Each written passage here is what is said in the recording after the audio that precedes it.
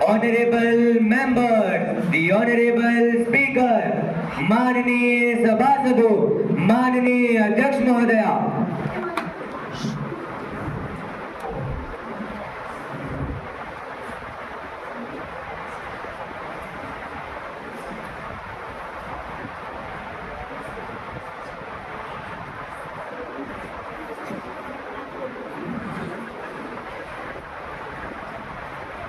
Good morning all of you. I welcome you all to the 6th Youth Parliament session and hope this session will be a fruitful one. We begin today's session with oath or affirmation. Secretary General, please. The new elected members will take oath or affirmation. Ms.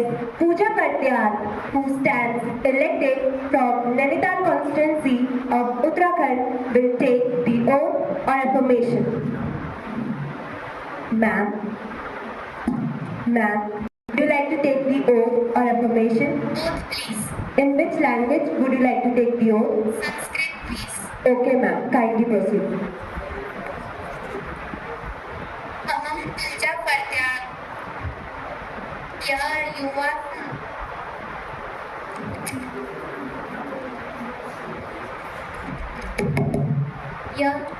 अहम पूजा पात्याल यह युवा सांसद सदस्यत्वेन निर्वाचित अस्मिन् ईश्वरस्य नामेन शपथ ज्ञापयत् अहं विधिना स्थापित भारतस्य संविधान प्रति सत्यान् श्रद्धां निष्ठां च धारयिष्ये तथा भारतस्य प्रभुता अखंडता च अक्षुरान् रक्षामि तथा यद् पदं गृहीतुं अहम् उद्घात अस्मि तस्य कर्तव्यानि श्रद्धापूर्वक निर्वक्ष्यामि।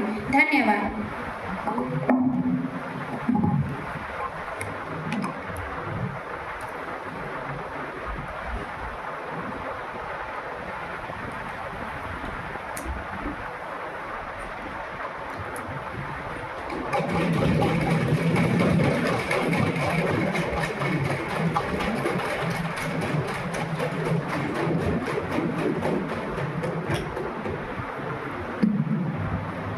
Mr. Harshvardhan Singh, who stands elected from Amritsar constituency of Punjab, will take the oath or affirmation. Sir, would you like to take the oath or affirmation? oath, In which language would you like to take the oath?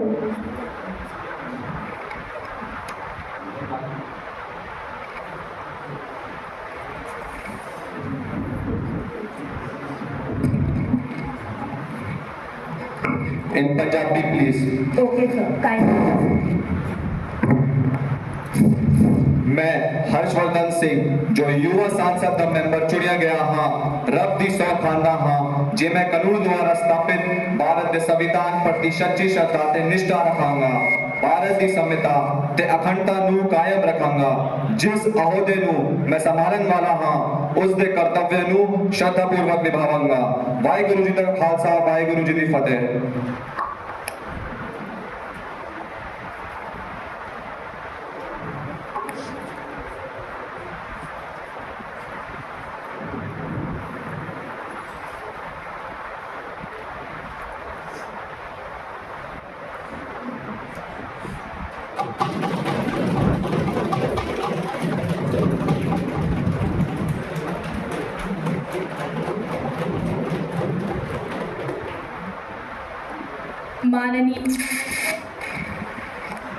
माननीय सदस्यगण, आज हम 3 माह के पश्चात मिल रहे हैं। मुझे ये कहते हुए अत्यंत दुख हो रहा है कि भारतीय उद्योगपति रतन नवल टाटा जी का निधन 9 अक्टूबर 2024 को 86 वर्ष की आयु में हुआ। रतन टाटा जी को 2000 में भारत सरकार ने पद्म और 2008 में पद्म विभूषण पुरस्कार से सम्मानित किया था। ऐसे महान व्यक्तित्व के निधन से पूरे देश को अपार क्षति हुई है। Honourable prime minister please. Honorable Speaker, ma'am, it is with deep sorrow and grief that I stand before this esteemed house to mourn the passing of Shri Ratan Tata Ji, a visionary industrialist, philanthropist, and an icon of integrity. Born on 28 December 1937 in Mumbai, India, Shri Ratan Naval Tata was was son of Sri Naval Tata and Suni Commissioner. Under his leadership, the Tata Group not only achieved global success, but also championed the cause of inclusive development, making changes in countless lives. Sri Tata's humility, foresight, and commitment towards nation building made him a role model for generations. His absence leaves a void that is difficult to fill, and his contributions will be etched in our history. His ideals will continue to guide us. May his soul rest in peace. Leader of opposition, please. माननीय अध्यक्ष महोदय, आज ये सदन अत्यंत शोक के साथ भारत के महान समाजसेवी और परोपकारी व्यक्ति श्री रतन टाटा जी के निधन पर गहरा दुख व्यक्त करता है। उनके योगदान सिर्फ उद्योग जगत तक सीमित नहीं रहे, बल्कि उन्होंने शिक्षा, स्वास्थ्य और सामाजिक कल्याण के क्षेत्र में भी अमीर छाप छोड़ी। टाटा जी की विनम्रता, दूरदृष्टि और नेतृत्व ने देश को व्यावसायिक मंच पर ऊंचाइयों तक पहुंचाया। इस सदन की ओर से हम उनके परिवार, सदस्य और सभी देशवासियों के प्रति गहरी संवेदना व्यक्त करते हैं। रतन टाटा जी का निधन पूरे देश के लिए अपार क्षति रहा, जिसे भर पाना कठिन है। उनकी प्रेरणादायक विरासत सदैव हमारे साथ रहेगी। ओम शांति। सदस्यगण अपना गहरा शोक प्रकट करने के लिए कुछ क्षण के लिए मौन खड़े होंगे।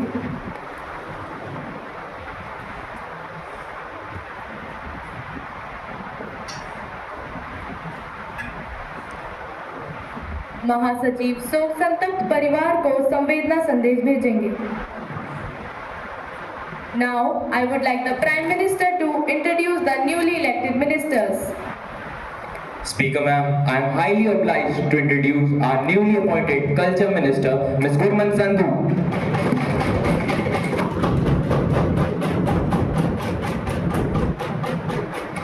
And we have our newly appointed Textile Minister, Ms. Deeptika Dasila.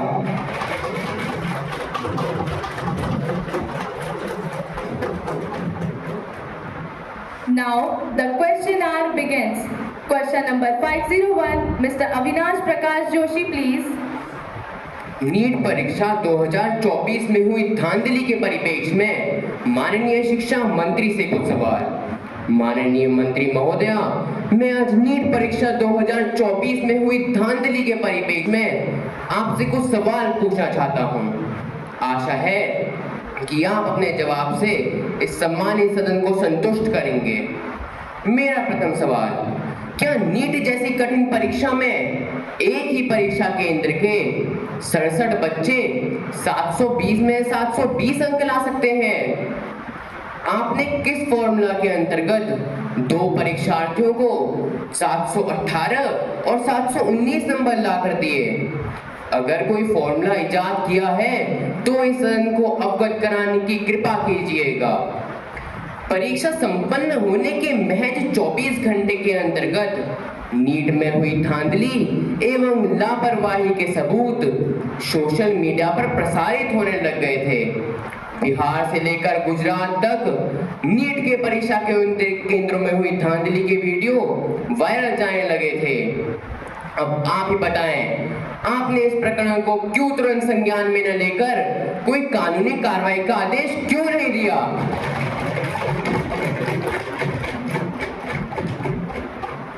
महोदया, मैं इस सदन के माध्यम से आपको यह अवगत कराना चाहता हूं कि जैसे एक देश का भविष्य उसके अध्यापक के हाथों में होता है, वैसे ही एक देश का स्वास्थ्य भी उसके चिकित्सकों पर निर्भर करता है।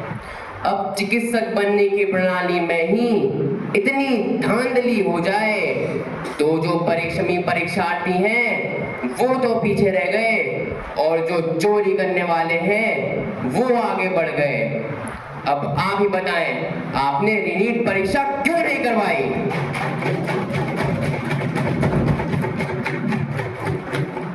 महोदया, सर्वप्रथम आपने नीट में हुई धांधली एवं लापरवाही को मानने से इनकार कर दिया।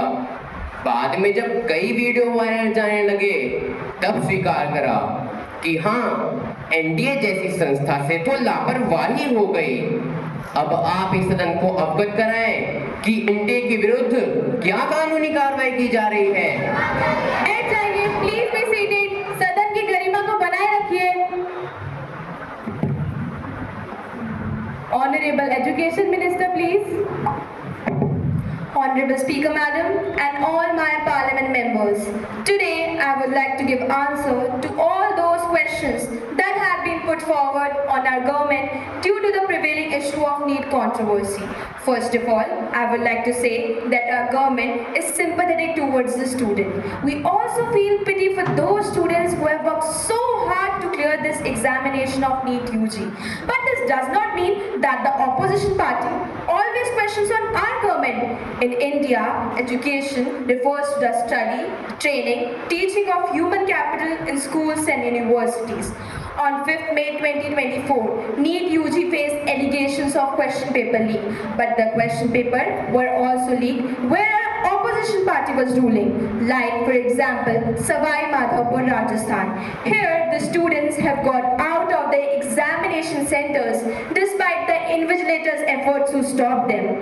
The notice emphasized that this was an isolated incident and the integrity at other examination centers had not at all been compromised. Here, I would like to state that NTA had reconducted the examination of those 120 students who have got incorrect distribution of paper on the same day in the same center.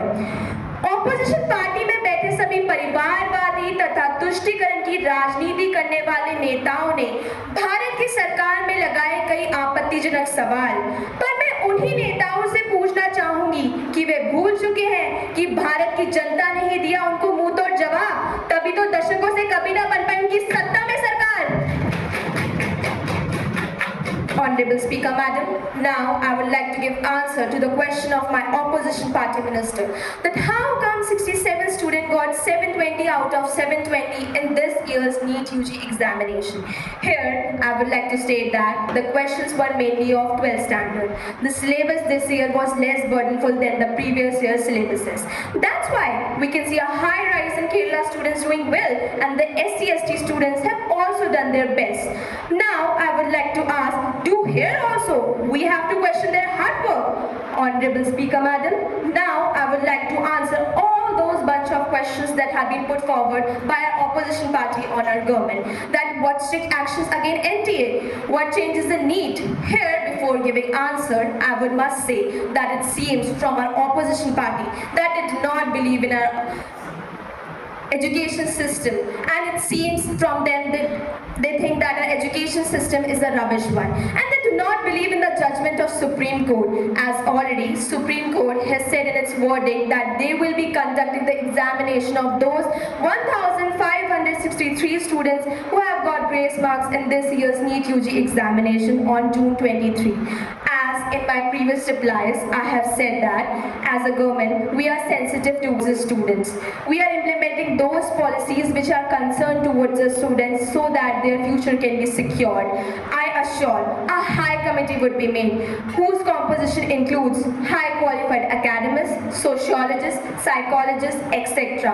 I say punishment would be given. Strict action would be taken against the culprit. We as a democracy of India should not put this issue in our political level. Instead, focus on children's welfare. Thank you.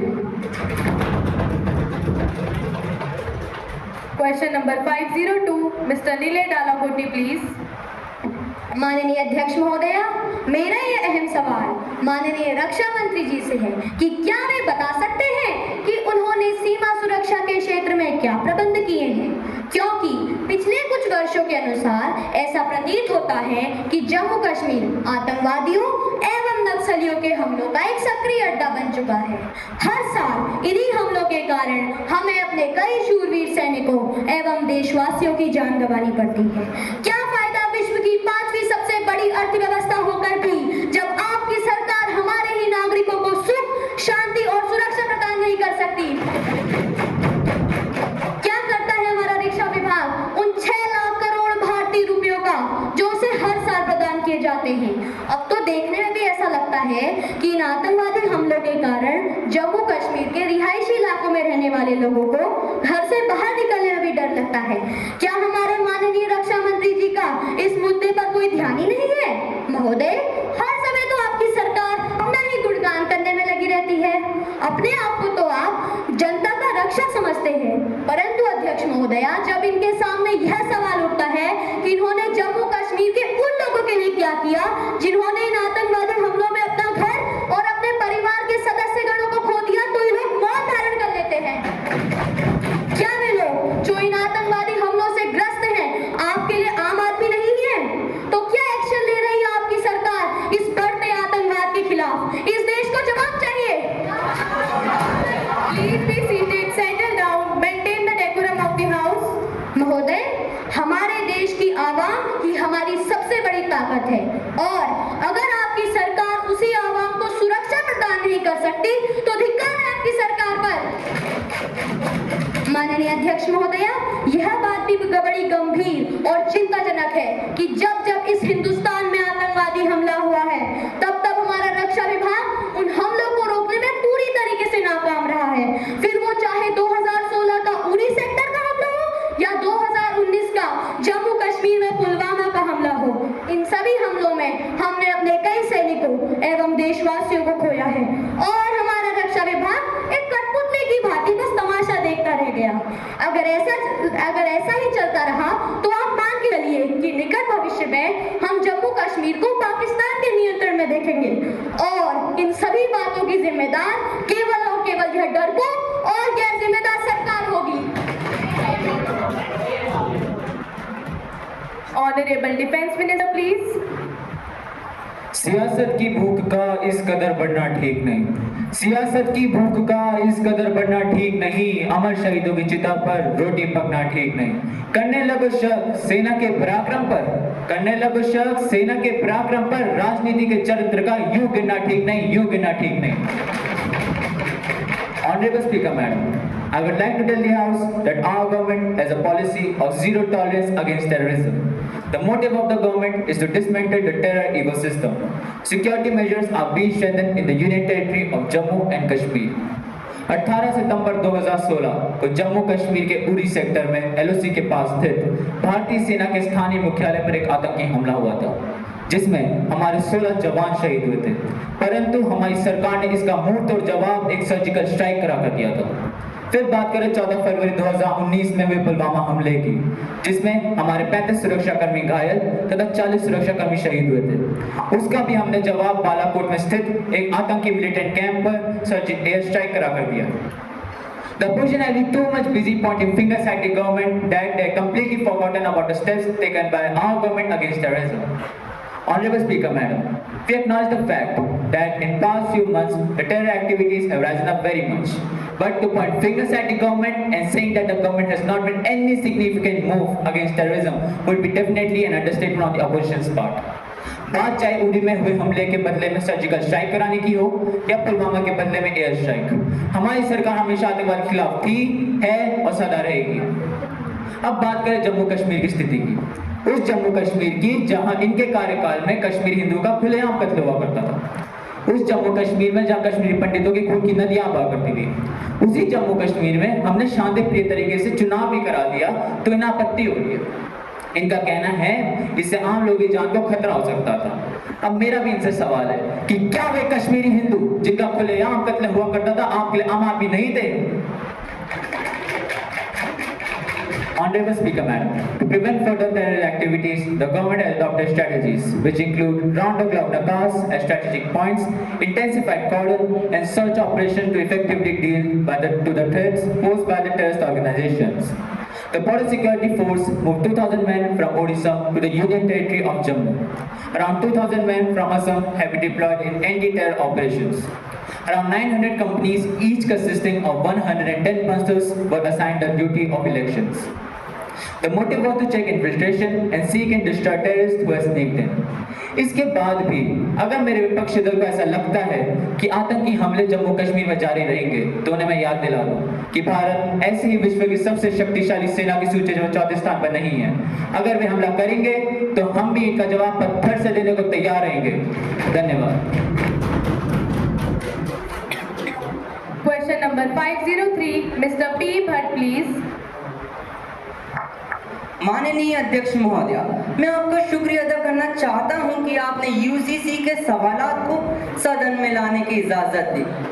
UCC के मुद्दे को हुकूमत ने अपने चुनावी अभियान का हिस्सा बना लिया है, परंतु क्या इसमें मुल्क का हित शामिल है? जी नहीं मोहतरमा, यह सब सत्ता पक्ष की साजिश है। पर मैं आपको साफ साफ लफ्जों में बयां कर दूं कि आपके साजिश से लबरेज मंसूबे कभी पूरे नहीं होंगे। भारत विविधता में एकता का देश है, और अगर आप यूसीसी ले आएंगे तो इस विविधता का क्या होगा? हर धर्म के अपने व्यक्तिगत नियम हैं। उन नियमों को एक छत के नीचे लाना समाज में विशेषताओं को दबाने का बहुत बड़ा कदम है। महोदया, मैं गृह मंत्री जी से पूछना चाहूंगा कि वो कदम तो उठा लेंगी, पर ये कदम रखेंगी कहाँ? क्या ये कदम आर्टिकल 29 के ऊपर रखेंगी और उसे कुचल दिया जाएगा, या ये कदम आर्टिकल 25 पर रखेंगी जो हमें right to profess and right to practise religion की स्वतंत्रता देता है?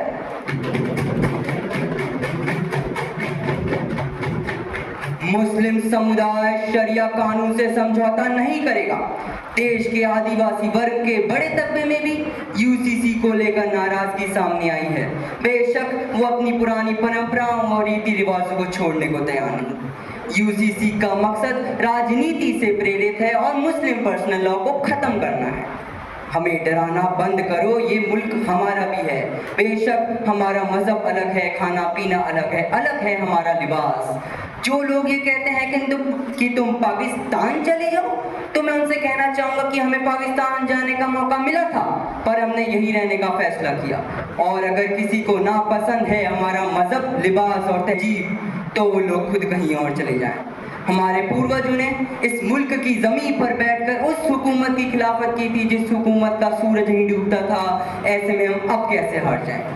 It is a threat to religious freedom. The abolition of religious laws is against secularism, and the UCC is a means for the government to target Muslims under the pretense of progressivism. सियासत की घंटी बजी, अपने मुल्क में मैं पहचान खो गया। सियासत की घंटी बजी, अपने मुल्क में मैं पहचान खो गया। कल तक तो दोस्त था मैं, आज मैं फिर एक मुसलमान हो गया।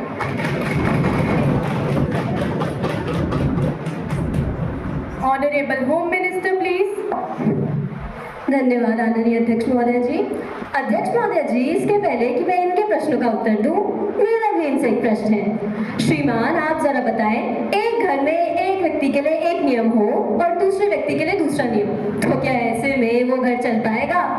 बिल्कुल नहीं श्रीमान। तो फिर ऐसे में एक देश कैसे चल पाएगा? Honorable Speaker and the members of the Parliament, the Uniform Civil Code is a constitutional mandate, as the Constitution itself has a provision for UCC under Article 44 as a directive principle of state policy, which states, and I quote, "The state shall endeavour to secure for the citizen a uniform civil code throughout the territory of India. In this modern era, a secular democratic republic must have common civil and personal laws for all its citizens, irrespective of their religion, caste, class or gender." In fact, even the Supreme Court in various judgments has called for the implementation of UCC, most famously in the Shah Banu case. महोदया, uniform civil code आएगा तो सभी धर्म संप्रदाय की बहनों और बेटियों के लिए विवाह की उम्र सामान्य हो जाएगी, ग्राउंड्स ऑफ डिवोर्स कॉमन हो जाएंगे, एक पति एक पत्नी का नियम सब पर लागू होगा। अब मुझे तो इसमें आपत्ति की कोई गुंजाइश दिखाई नहीं दे रही। क्या मेरे विपक्षी साथी महिलाओं की निजी समस्याओं को दूर नहीं करना चाहते? महोदया जी, इनको तो यूसीसी बहुत पहले ले आना चाहिए था। अब हम इनकी गति सुधार रहे हैं तो उसमें भी इन्हें हस्तक्षेप करना है। Please tell me your position on today's day. Should it be legal for a person to do 4 marriages? Or should it be legal for a person to get married under 18 years of age? In the matters of succession and inheritance, females will get less than half in comparison with their male counterparts. Should this be legal? Why should all of this be acceptable? If you think society is being radicalized by talking about UCC, then I will say this in a very simple way, that this is an issue to remove such laws from the society which are discriminatory and derogatory, which without any logic are clearly wrong. The Supreme Court also stated in the Shah Banu case that if a uniform civil code comes, then it will work for national integration and will provide solution in times of conflicting ideology. I assure all of you that with the arrival of UCC, there will be no danger to diversity. It will not end the diversity of our nation. Does Article 14, meaning with the arrival of equality, did people feel that diversity is in danger? No. Did people feel that diversity is in danger because of equal pay for equal work? No. So why does it all seem so for UCC? महोदया, जहाँ तक इनका कहना रहा कि सामान्य नागरिक संहिता के माध्यम से हम पूरे राष्ट्र पर एक संस्कृति थोपना चाहते हैं, तो भाई ये बेसब बैर की बातें हैं। महोदया, एकता और एक रूपता यह दो शब्द हैं और इनके बचकाने सवालों से ये साफ है कि इन्हें इनके बीच का फर्क ही नहीं मालूम। अरे भाई, मैं ये थोड़े ही कह रही हूँ कि पूरा देश तिलक लगाए या पूरा देश टोपी पहने। मैं तिलक लगाऊं, तुम टोपी पहनो, लेकिन ये जो कायदा है श्रीमान कि सड़क पर दाईं तरफ चलना है, मैं भी मानूं और तुम भी मानो। महोदया, जहाँ तक बात रही अनुच्छेद 29 की, तो मैं बता दूं कि इनके लिए महिलाएं अल्पसंख्यकों की श्रेणी में नहीं आती होंगी, लेकिन हमारे लिए आती हैं और उनके मौलिक अधिकारों को सुनिश्चित करना भी हमारा ही दायित्व है। और जहाँ तक इनका चिंतन रहा अनुच्छेद 25 को लेकर, तो मैं बता रही हूँ महोदया, हिंदुस्तान में धार्मिक स्वतंत्रता हमेशा रहेगी, लेकिन अगर कुछ व्यक्तिगत नियम किसी वर्ग विशेष का शोषण करेंगे, तो हम उनमें बदलाव लाएंगे महोदया। Honorable Speaker, at last I would like to state that the UCC is not a Hindu-Muslim debate. Neither it is infringing on the right to religious freedom, nor it is imposing one community's personal laws on others.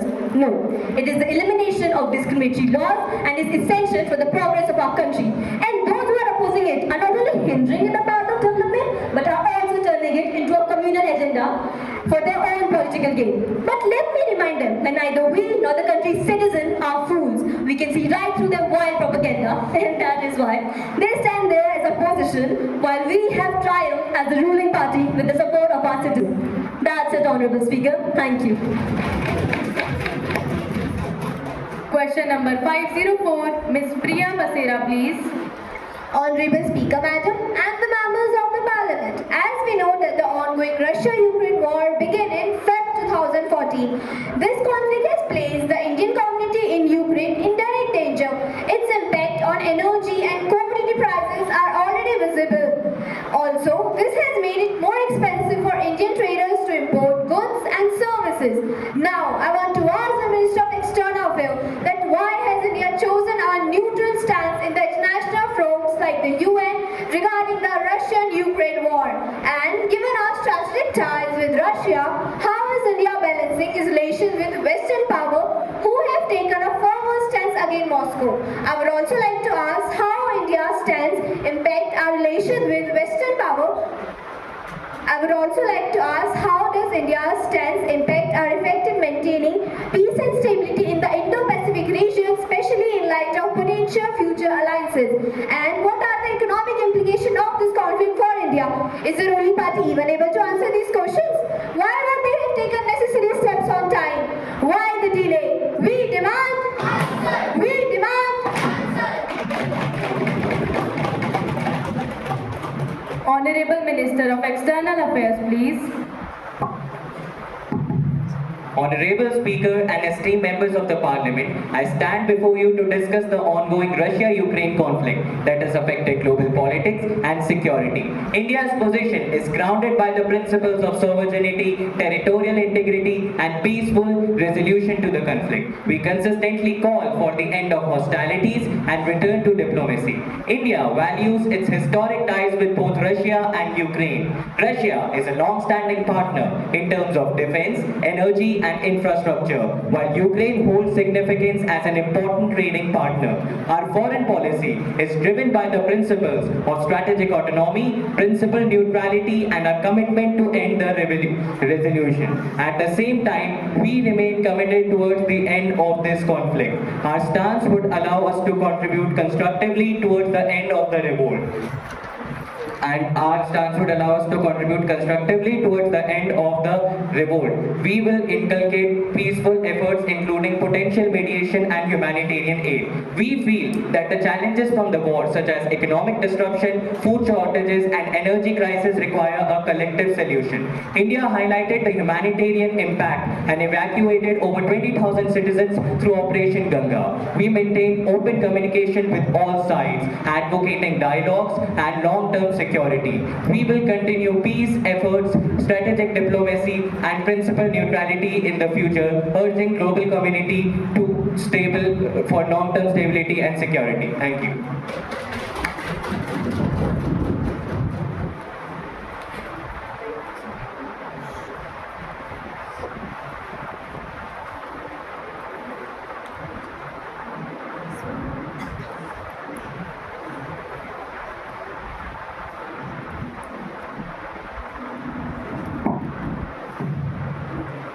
Question number 505, leader of opposition, please. Gandhi ji का एक सपना था कि जिस दिन महिलाएं बिना किसी डर के रात को बाहर घूम सकेंगी, उस दिन असल मायनों में हमारा देश आज़ाद होगा। ये सपना आज़ादी के 78 वर्ष बाद भी एक सपना ही है। महिलाएं आज भी सुरक्षित नहीं हैं। हर रोज अखबार के पन्ने पर किसी न किसी महिला के साथ हुए अत्याचार, यौन शोषण एवं दुष्कर्म की घटना का विवरण होता है।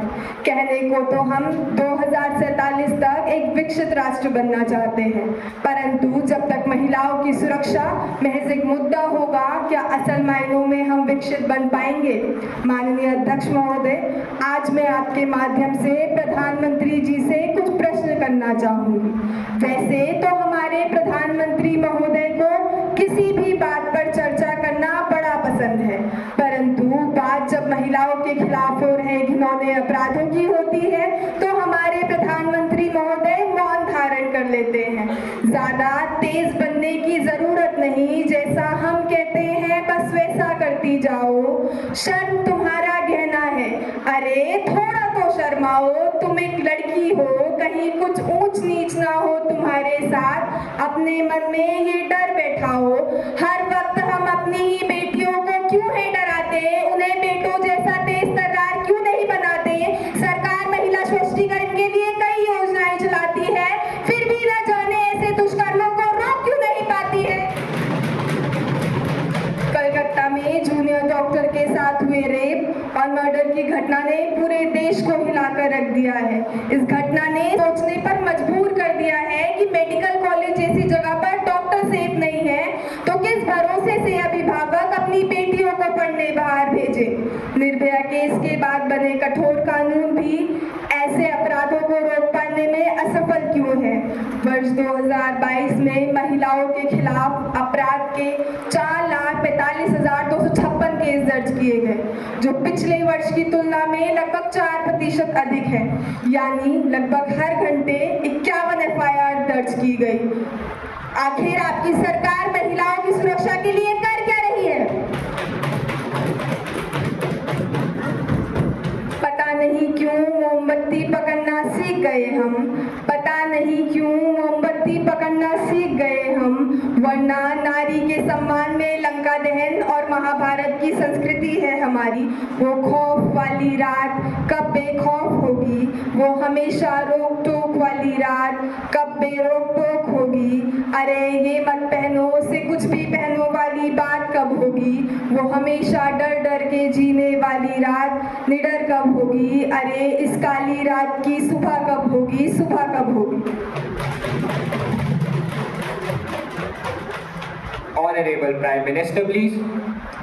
Honorable Speaker, sir, the concern raised by the opposition regarding the increasing heinous crimes against women is indeed serious, and I wholeheartedly condemn any such act. Violence against women is not just a legal issue, but a moral failure of our society, and our government has zero tolerance for it. परंतु मैं विपक्ष को यह अवगत करा दूं कि महिलाओं की सुरक्षा केवल केंद्र सरकार की जिम्मेदारी नहीं है, परंतु इसमें राज्य सरकार की भी मुख्य भूमिका है। कानून व्यवस्था राज्य का विषय है और यह राज्य सरकार की जिम्मेदारी है कि वह अपने नागरिकों, विशेषकर महिलाओं की सुरक्षा सुनिश्चित करे। परंतु यह जानकर दुख होता है कि कुछ राज्य सरकारें इस प्रयास में पूरी तरह सफल रही हैं और इन सभी चीजों को नजरअंदाज कर इसे मानसिक राजनीतिक मुद्दा समझ रही हैं। सत्ता में थे तब चुप्पी साधे रहे, सत्ता में थे तब चुप्पी साधे रहे, महिलाओं की सुरक्षा के सवालों से दूर रहे। अब विपक्ष में आकर आवाज उठाते हैं, अब विपक्ष में आकर आवाज उठाते हैं, जो कल तक चुप थे आज वही शोर मचाते हैं। महोदय, आरजीकर मेडिकल कॉलेज जैसी घटना जिसमें एक निर्दोष महिला के साथ हत्या और दुष्कर्म जैसी जघन्य घटना हुई, वह उस राज्य की कानून व्यवस्था की धज्जियां उड़ा देता है। यह केवल एक अपराध नहीं है, परंतु उस राज्य की नाकामी का प्रतीक है जो अपने नागरिकों को सफलता प्रदान करने में विफल रहा है।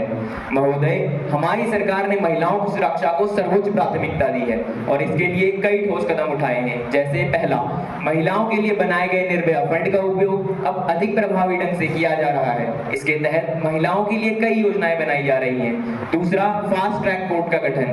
देश भर में महिलाओं के खिलाफ होने वाले अपराधों के त्वरित निपटारे के लिए देश भर में फास्ट ट्रैक कोर्ट की संख्या में वृद्धि की गई है, जिससे अपराधियों को कठोरतम सजा मिलेगी। तीसरा, महिला हेल्पलाइन और वन स्टॉप सेंटर। राष्ट्रीय महिला हेल्पलाइन 181 और वन स्टॉप सेंटर की स्थापना देश के हर कोने में की गई है, जिससे महिलाओं को न केवल कानूनी बल्कि मनोवैज्ञानिक समर्थन भी मिलेगा।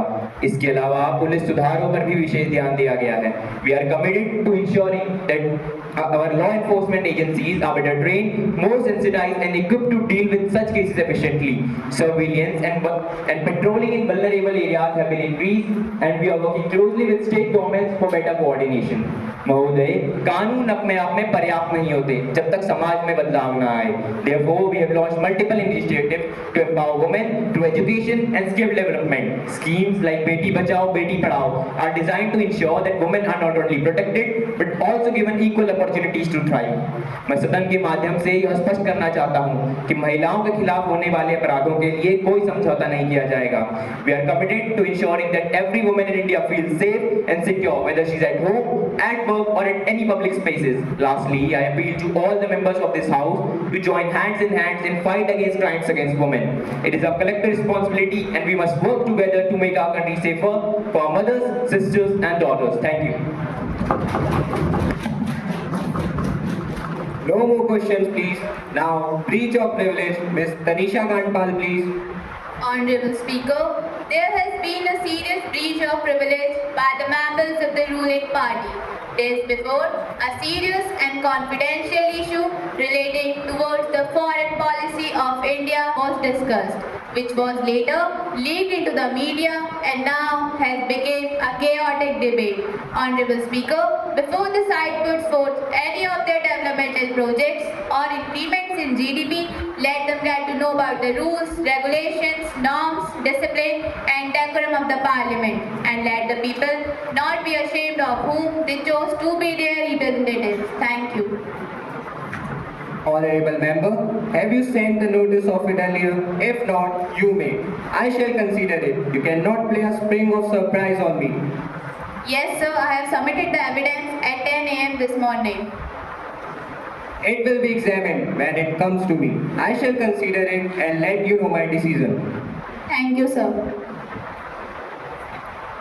Honorable Minister of Minority Affairs, please. Honorable Speaker, sir, I beg to lay on the table the copy of Memorandum of Understanding between the National Scheduled Tribes Finance and Development Corporation and the Ministry of Tribal Affairs for the year 2024-25. Thank you, sir. Secretary General, to report the message from the upper chamber of the Youth Parliament. Sir, I have to report the following message received from the Secretary of the Upper Chamber of the Youth Parliament. I am directed to enclose the copy of Post Office Amendment Bill which was passed by the Upper Chamber in its sitting held on 21st October 2024. Secretary General, to lay on the table a copy of the bill passed by the upper chamber in its sitting of the Youth Parliament. Sir, I lay on the table the House copy of the bill as passed by the Upper Chamber of the Youth Parliament.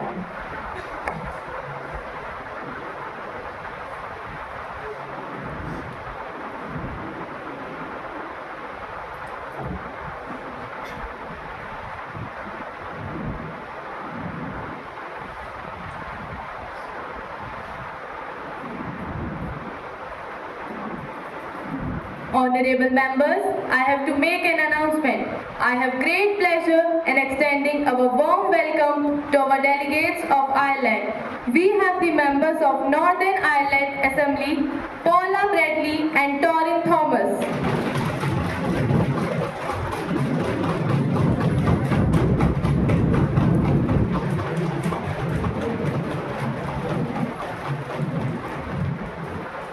It is a very high-powered delegation. They are now seated in the special box. We wish them a happy stay in our country and also convey our warm greetings to the friendly people of Ireland. I hope this visit will help us in strengthening our ties with Ireland. Now, let us take up the calling attention motion. Mr. Daksh Arya, please call the attention of the concerned minister. Honorable Speaker Madam, I would like to bring the attention of the Parliament to the catastrophe that shook the nation on 13th July, the Wayanad landslide disaster. The landslide occurred in Punjanipatam, Mundukai and Churalmala villages in Mepadi Panchayat of Wayanad district of Kerala. The disaster was one of the deadliest in Kerala's history, with a report of over 400 fatalities, 397 injuries and 118 people missing. Honorable Speaker Madam, I want to ask the Home Minister and authorities concerned, what steps has the central government taken to provide relief to the people of Wayanad? Why wasn't the funds from Prime Minister National Relief Funds were allocated to the government of Kerala on time? It is the second time such tragedy has taken place in Kerala. Honorable Speaker Madam, I want to ask why wasn't any warning given to the state government, to the victims and their families? How will they compensate? Honorable Speaker Madam, we demand that the centre must declare the landslide disaster in Wayanad as the national disaster so that proper aids and funds could be allocated to rescue the victims and provide proper compensation. Thank you, Honorable Speaker.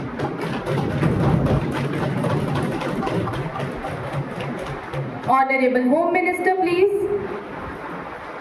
Honorable Speaker, first of all, I would like to express my deepest sorrow and condolences for the victims of the Wayanad disaster and their families. With a grieved heart, I stand before all of you to affirm the measures that the central government took in order to avert the Wayanad landslide. Madam, an early warning of heavy rainfall was already given to the Kerala government on the 23rd of July by the centre. And let me remind you, it was 7 days before the disaster. And again, a warning was issued on the 24th and 25th of July. On 26th of July, a warning was given that there is a chance of heavy rainfall of more than 20 centimeters, possibility of landslides and mudflows, and people could lose their lives in it. Honorable Speaker, the number of casualties could have been reduced by a significant margin if only the state government had paid proper attention to the warning. The project of early warning system started in 2016, and by 2023, India had one of the most advanced early warning systems capable of predicting weather patterns up to 7 days in advance.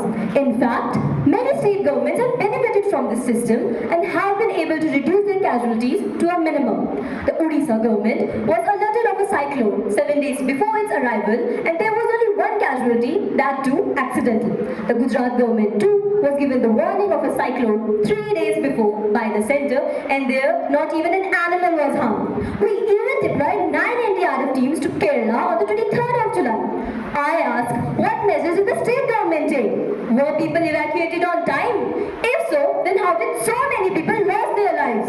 And as far as the allocation of funds from Prime Minister's National Relief Fund is concerned, let me make it very clear that 10% of the amount from the funds can be easily issued by any state government according to their own guidelines. Honorable Speaker, these funds are meant for disaster relief, and any state can easily access them without the requirement of an approval from the centre. However, I don't want to turn this into a political agenda. This is a time that we support the people and the government of Kerala. This is a tragedy of not just Kerala alone, but the entire nation. On the behalf of the government, I assure all of you that what is needed will be done. Irrespective of party politics, our government will stand with the people of Kerala. Thank you.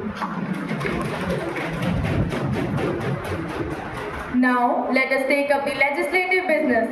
The House will take up into consideration the Waqf Amendment Bill 2024. Honorable Minister of Minority Affairs, please. Honorable Speaker Madam, I beg for the move to introduce the Waqf Amendment Bill 2024. You may. Thank you, ma'am. The Waqf Amendment Bill 2024 aims to amend the Waqf Act 1995. It aims to rename the Act as the Unified Waqf Management, Empowerment, Efficiency and Development Act 1995. The bill possesses comprehensive measures to amend and improve the administration and the registration of the Waqf properties. Thank you, ma'am.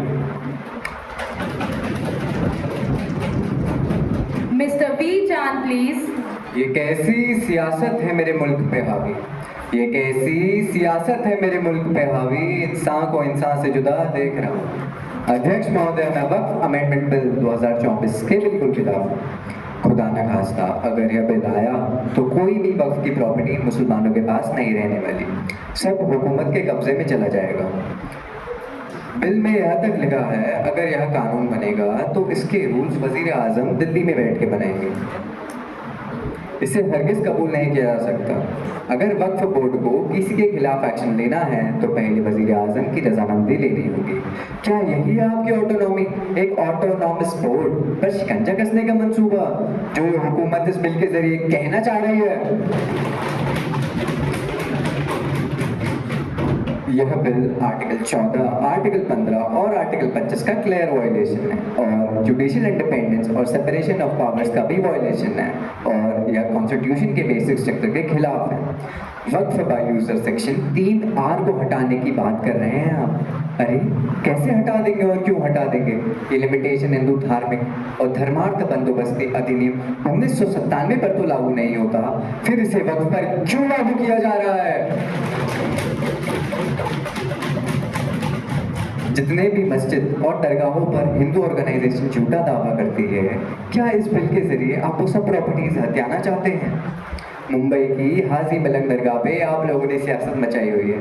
जनाब, आप कहते हैं documentation लेकर आओ, आप ही फरमाएं 400 साल पुरानी दरगाह के डॉक्यूमेंट्स कहाँ से लेकर आए? कुछ तो लिहाज करिए जनाब। जिला कलेक्टर को वक्फ की संपत्ति पर सर्वे करना और फैसले लेने की कई ताकतें दी जा रही है। जिला कलेक्टर मामलों पर कैसे फैसला ले सकते हैं?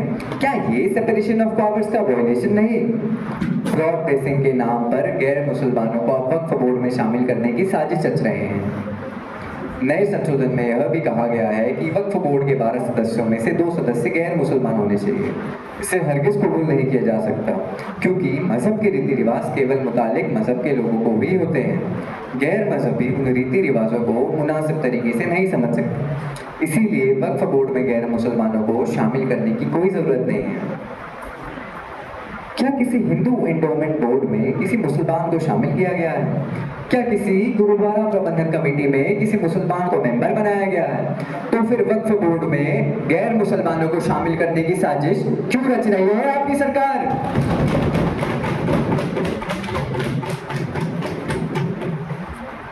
आप यह भी कह रहे हैं कि वक्फ औलाद नहीं होगा।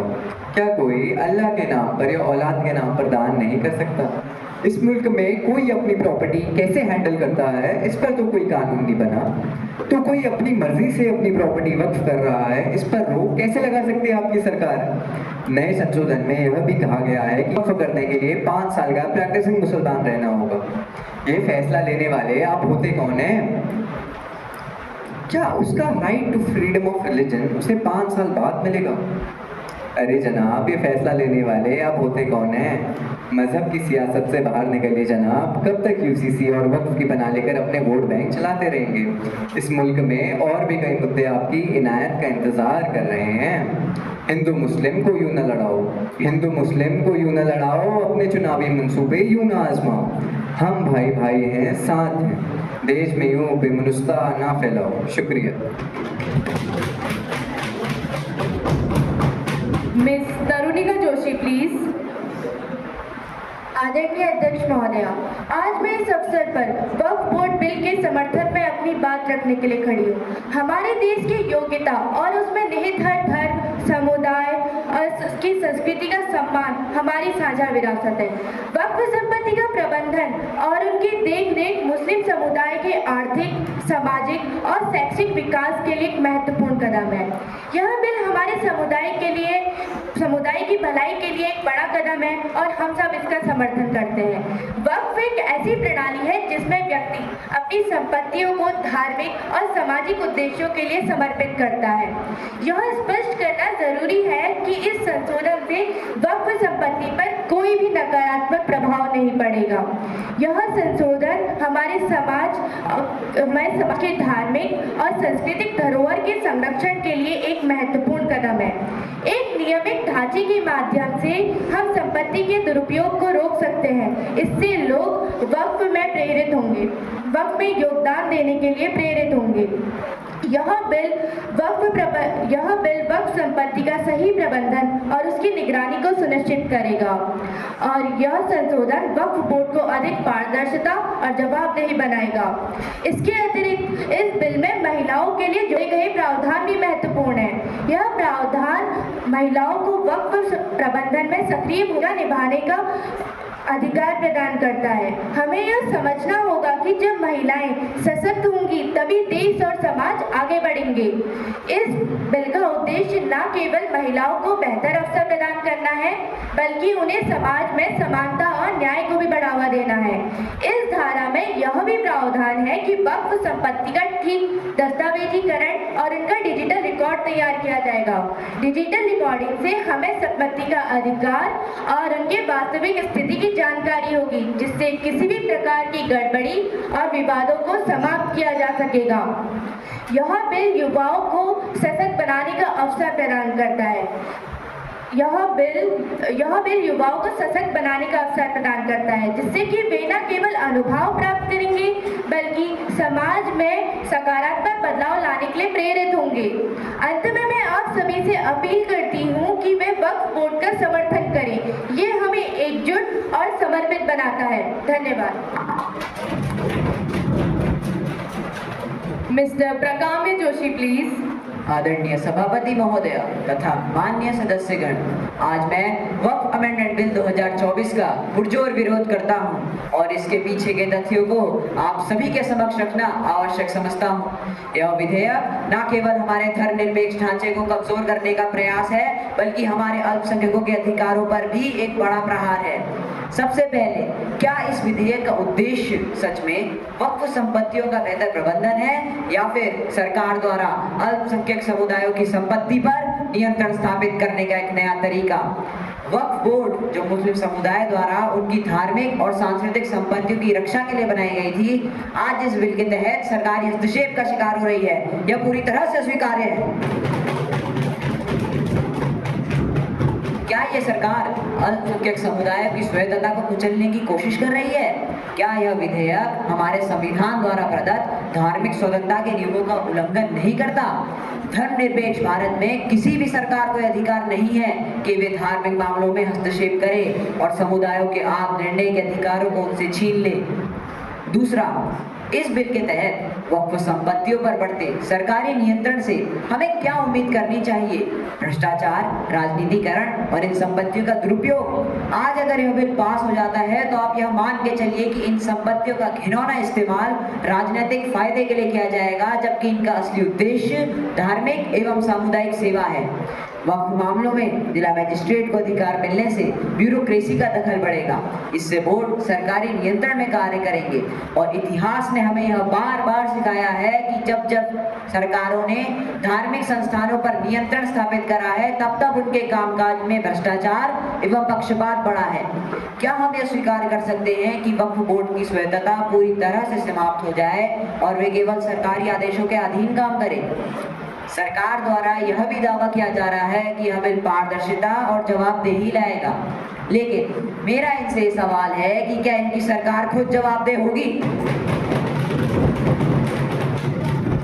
अध्यक्ष महोदया, यह बिल साफ तौर पर एक विशेष समुदाय के अधिकारों पर सीधा हमला है। संविधान के अनुच्छेद 14 और 30 की धज्जियां उड़ाता है। अल्पसंख्यकों के अधिकार को खत्म कर यह हमारे सेक्युलर देश की आत्मा को नष्ट करने की एक साजिश है। यह बिल साफ तौर पर धार्मिक और सामाजिक विभाजन को बढ़ावा देगा।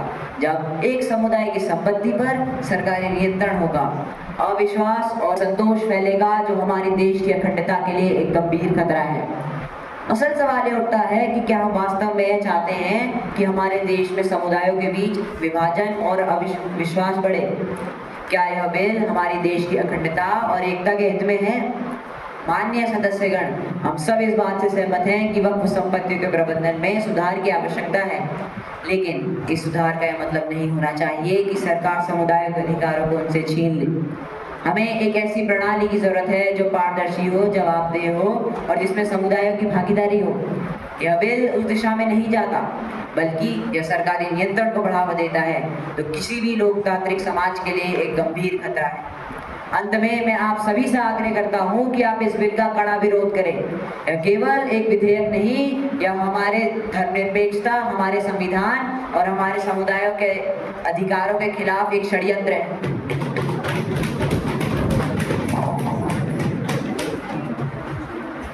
Miss Aastha Punetha please.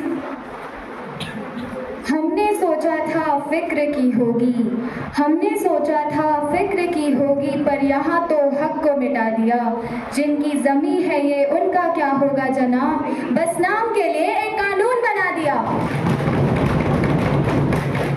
Honorable Speaker, I rise in strong opposition to the Waqf Amendment Bill 2024, which leads to several significant risks to the management and oversight of Waqf properties.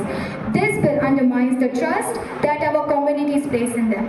Let's be clear, the proposed amendments aim to strip away the autonomy from the Waqf bodies and place them under excessive government control. This bill is not just a mere administrative change, it is an encroachment on our rights and religious freedom. Moreover, this bill poses a threat to the rights of Muslims. Currently, around 70% of the Waqf bodies are being underutilized due to mismanagement. But this bill does not offer any sufficient measures to tackle with the root causes of the mismanagement. Furthermore, the introduction of commercial interest into the management of Waqf properties cannot be justified. We must ask ourselves that do we really want to see our sacred trust exploited for profit? It is crucial to recognize that the relationship between the Waqf properties and the Muslim community is not just administrative. It is deeply intertwined with their identity and heritage. For many of the Muslims, these properties symbolize a commitment to community welfare and social justice. The proposed amendments could dilute this connection, transforming the Waqf properties into mere assets rather than vital community resources. इतिहास की गहराई में है सच्चाई, इतिहास की गहराई में है सच्चाई, हर वक्त की कहानी में है पहचान। इस बिल के पीछे ना हो कोई छिपा खेल, हमें चाहिए स्पष्टता, यही है हमारी मांग। Honorable Speaker, in conclusion, I want to say that while the need for reforms in the management of Waqf properties is clear, the Waqf Amendment Bill does not provide the right framework. Instead of fostering better governance, it risks centralizing control, ultimately compromising the foundational purpose of Waqf. Thank you.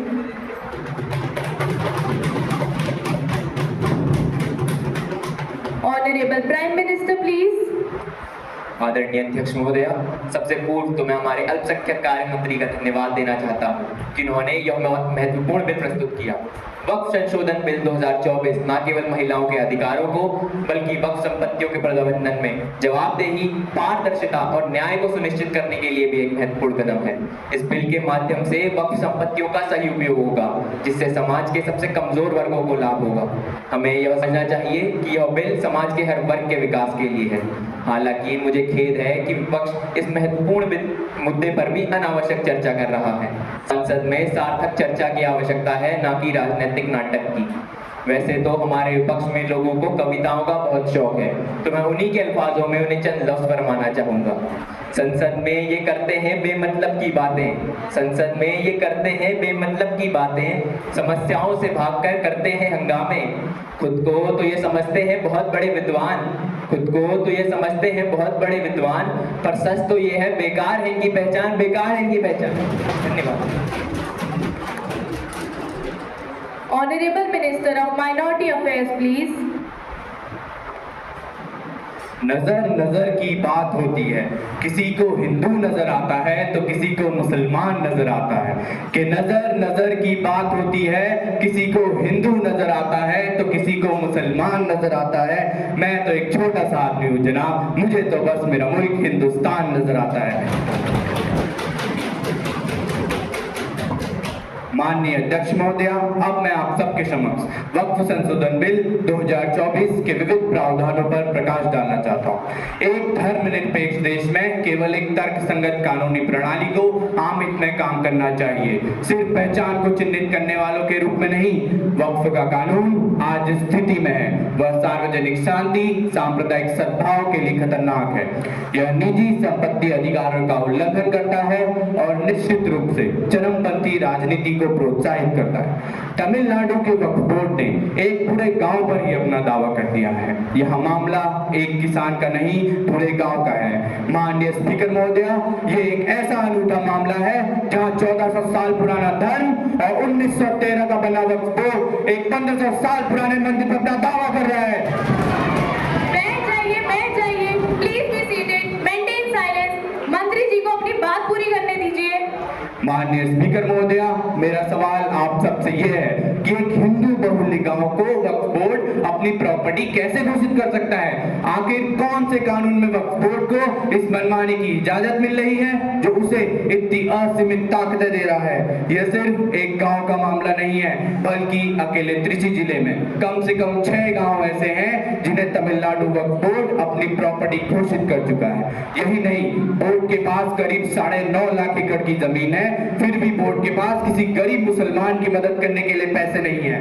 इसलिए यह bill लाने का उद्देश्य वक्फ संपत्तियों का बेहतर प्रबंधन और उनका संचालन करना है। संशोधन विधेयक में वक्फ संपत्तियों के रजिस्ट्रेशन, मैनेजमेंट, ट्रांसपेरेंसी और एफिशिएंसी का ख्याल रखा गया है। इसके लिए एक सेंट्रल पोर्टल और डाटाबेस का प्रावधान है। अब किसी भी संपत्ति को वक्फ करने से पहले सभी संबंधितों को उचित नोटिस दिया जाएगा और राजस्व कानून के अनुसार एक विस्तृत प्रक्रिया से गुजरना होगा। मूल अधिनियम में वक्फ संपत्तियों के सर्वे के लिए सर्वे कमिश्नरों की नियुक्ति का भी प्रावधान है, परंतु संशोधन विधेयक के अनुसार कलेक्टर या डिप्टी कलेक्टर ही सर्वे कमिश्नर होगा। इससे नीचे के पद वाले अधिकारियों को जिम्मेदारी नहीं दी जा सकती। विरोधी इसे धार्मिक मामलों में सरकार का हस्तक्षेप बता रहे हैं, तो मैं आप सबको बताना चाहता हूं कि देश के कई हिंदू मंदिरों की जिम्मेदारी भी सरकार के अधीन है। दूसरा, इतनी बड़ी संपत्ति से कानून और व्यवस्था का भी सवाल खड़ा होता है कि जिस जमीन पर सर्वे वक्फ बोर्ड कर रहा हो, उस संपत्ति पर कोई दूसरे धर्म का शख्स भी अपना दावा कर रहा हो। इसलिए सरकार का कोई अधिकारी ही सर्वे करे तो बेहतर है। यह अधिकारी किसी भी धर्म का हो सकता है। कोर्ट के आदेश पर जब श्री राम जन्मभूमि का आर्कियोलॉजिकल सर्वे हो रहा था, तब के मोहम्मद ने बड़ी भूमिका निभाई थी। तब किसी भी हिंदू ने यह मांग नहीं रखी थी कि श्री राम जन्मभूमि का सर्वे कोई हिंदू ही करे तो बेहतर है। माननीय अध्यक्ष महोदया, यह सुनने में अजीब लगता है, लेकिन एक धर्मनिरपेक्ष देश में ही ऐसा एक्ट है, जबकि किसी मुस्लिम देश में ऐसा कोई एक्ट नहीं है। तुर्की, Libya, Egypt, Sudan, Lebanon, Jordan और इराक जैसे देशों में ना तो कोई वक्फ बोर्ड है और ना तो कोई Waqf act. Madam, I would like to raise the motion of the Waqf amendment bill 2024 to the 31 member joint parliament committee for border concentration. Thank you, ma'am. Those who are in favor of moving the Waqf Amendment Bill 2024 to the Joint Parliament Committee will say A, and those who are in against will say nay. Those who are in favor, A. Those who are in against, I think the A's have it, the A's have it, and the A's have it. The bill is being referred to the Joint Parliament Committee.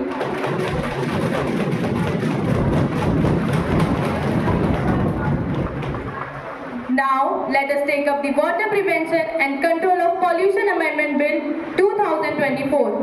Honorable Minister of Environment, Forest and Climate Change, please. Honorable Speaker, Madam, and all the members of Parliament, the Water Prevention Act 1974 has long been a cornerstone to India's environmental legislation to ensure sustainable management of water resources. This amendment bill seeks to address certain shortcomings and adapt a regulatory framework to contemporary needs. It focuses on decriminalizing minor offences and introducing a penalty-based system. It aims to reduce the burden on business and encourage comprehension through financial disincentives rather than criminal charges. This approach is expected to ease business business operations, fostering a more supportive environment for economic activities. The central government have the authority to exempt specific categories of industrial plants from certain statutory restrictions.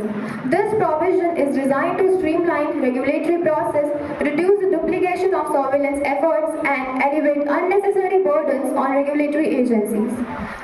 Additionally, the amendment also ensures some measures to regulatory oversight and standardization across states. It includes guidelines for the nomination of chairpersons of the state pollution control boards and directives regarding the grant, refusal, or cancellation of any industry-related consents.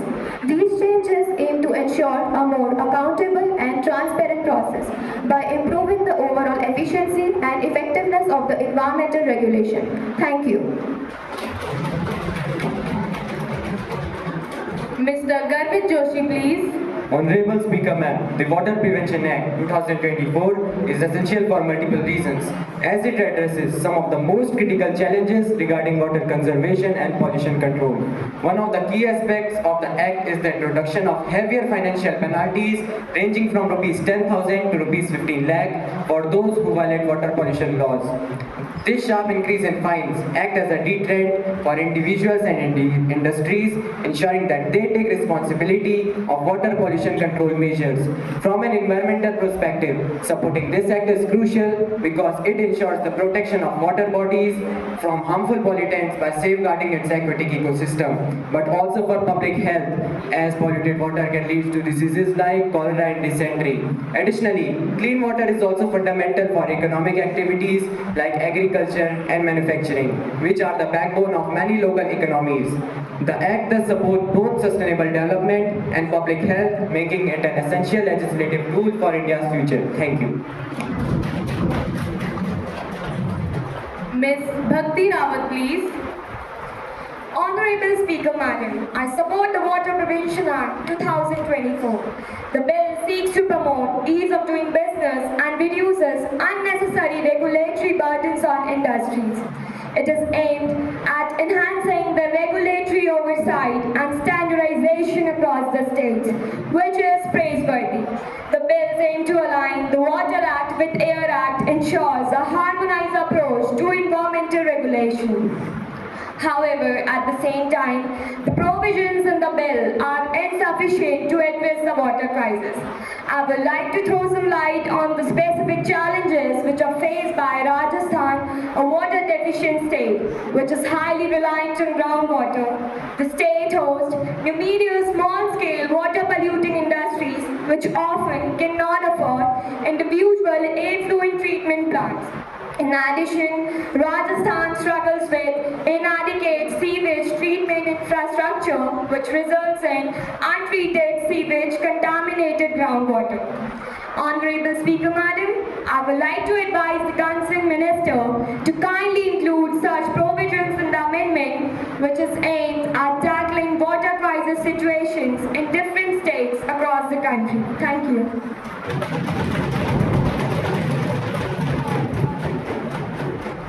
I hope the proposed Water Prevention and Control of Pollution Amendment Bill 2024 will be greeted by the members of the House and taken into consideration. Those who are in favor of the bill will say A, and those who are in against will say nay. Those who are in favor, A. Those who are in against, I think the A's have it, the A's have it, and the A's have it. The motion is adopted.